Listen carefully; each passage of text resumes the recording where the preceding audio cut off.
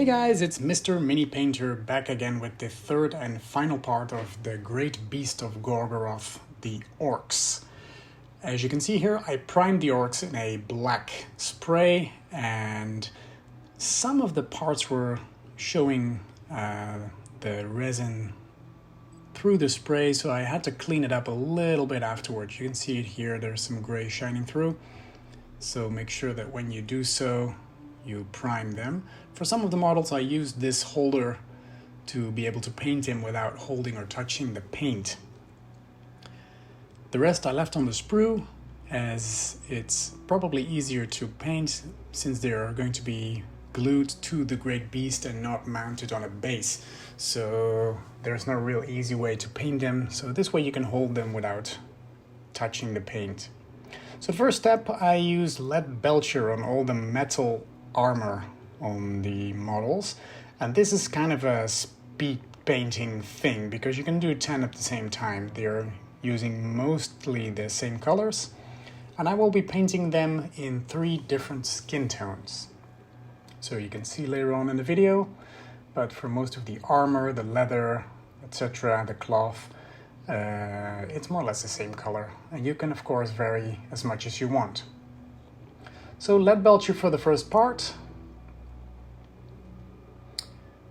You can see some of the results over here. Also some of the weapons they are holding, I used lead belcher on the metal parts. Next is World-Bearer's Red for the cloth.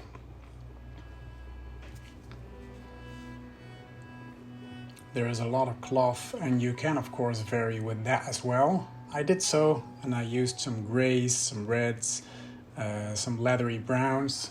So try and make a unorganized bunch of them if you're able. For the leather parts I used rhinox hide for some of the models, but you can also choose to do some, for example, fondia brown or dried bark to make some different colors, and just to be sure that they're not all the same. For the base color of the cloth, which is mainly the pants, some of the sleeves, I mixed some Abaddon black with storm vermin fur to create a nice dark gray.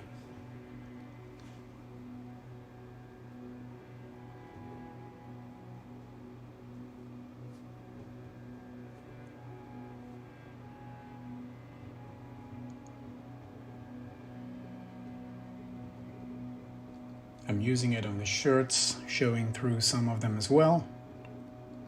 And next I washed all of the armor and the storm vermin fur and black parts with Nuln oil. You want to make that armor nice and dirty.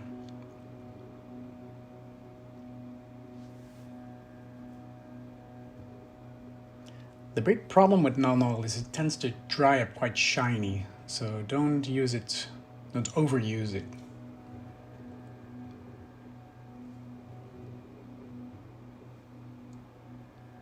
Or otherwise maybe dry brush over it later on. To create some rusty effects, I used Agrex Earthshade on most of the armor as well as the leather. It's a nice shading for the leather and it creates some kind of a rust effect on the metals, which is perfect. Next shade is Carborough Crimson on the red parts.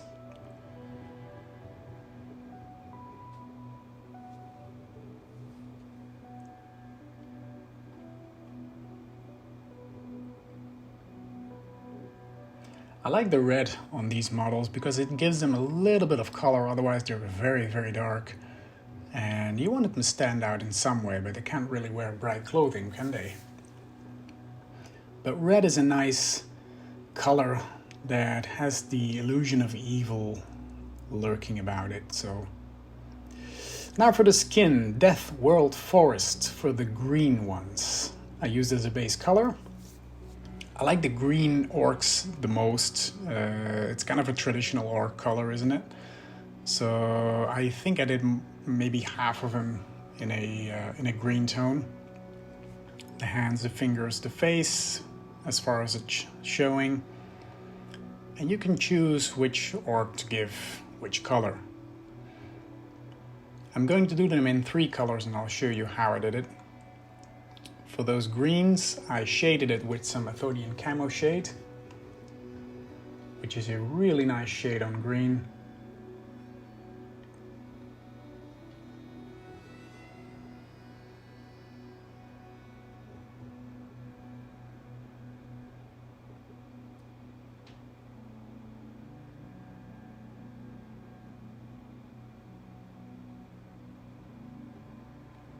Once you let that dry, repaint the Deathworld forest over the flat surfaces, the parts that are not supposed to be shaded, just to clean it up and to brighten it up a little bit.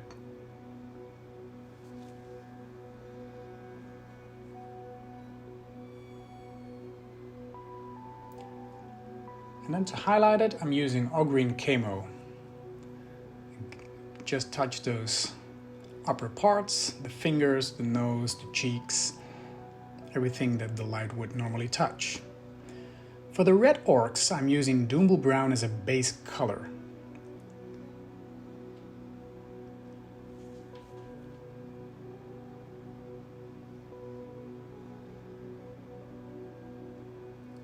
I chose to do some in a red color. And make sure you touch all the skin. Some of them have their legs showing as well. I'm shading it with some Agrax Earth Shade.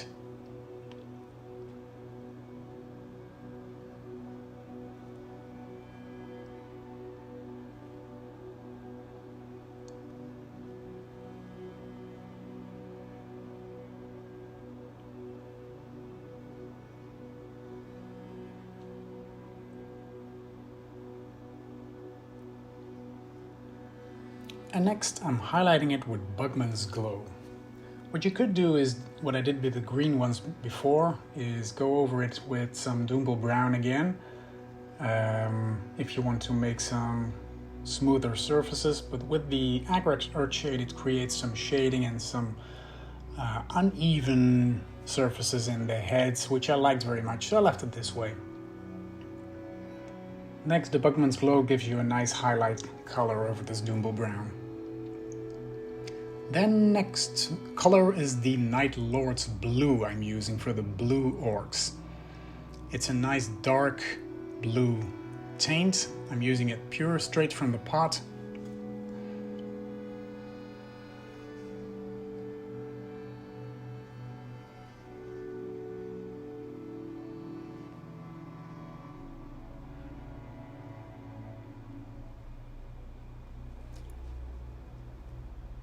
Second part is Drakenhof Nightshade to shade it down and to make it even darker. What you could do is create some freckles or uneven spots on the skin if you want by using some darker blue or maybe black and speckle it on if you want to give it some extra details.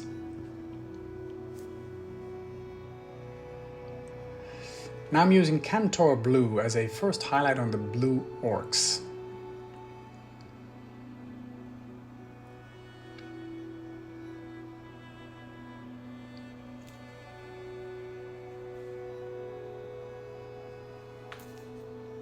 Now, if you want to take it even further, you can use 1000 Suns Blue as a final edge highlight on the blues. For example, the knuckles, the chin, the cheeks. Just a little bit, because it's quite a bright blue. You don't want to overdo it. We don't want any bright orcs, do we?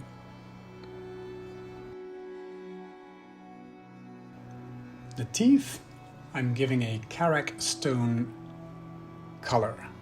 And if you want, you can take it even further and highlighting it with Palette Witch Flesh, but the teeth over these orcs are very, very tiny. Next, I'm using Gorthor Brown to give an edge highlight to all the leather parts. Take your time with this part because it's quite a lot, and this is what is going to make your model look very, very nice. So the leather skirts, the straps, the chest armor and some of them.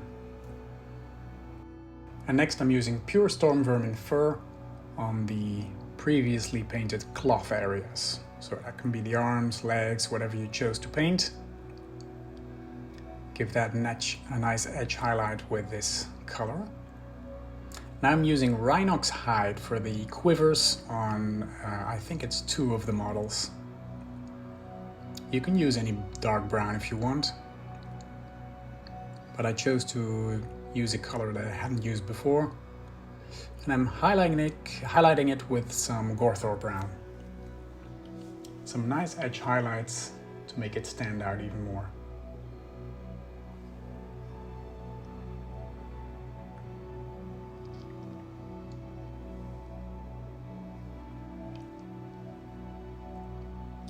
Next, I'm using Storm Vermin Fur to give some edge highlights to the detail. Just pick some of those hairs out, and if you went too far, like I did over here, you can darken it down by adding some black. Watering down some Abaddon black if you want, or some black Templar, for example. I'm using Abaddon black on the bows as well, to make them nice and dark. For the feathers in on the arrows, I'm using corn red. Now you can try and pick out every line you see there, or just go over them very quick and darken it down with some null oil.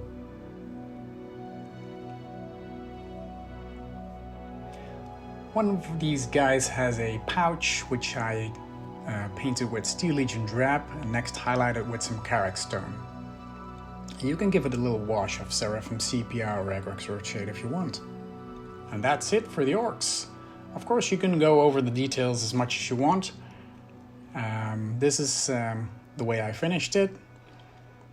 Yeah, I'm very curious as to how you went about these orcs. You can mix and match as much as you want. You can give them any kind of colors.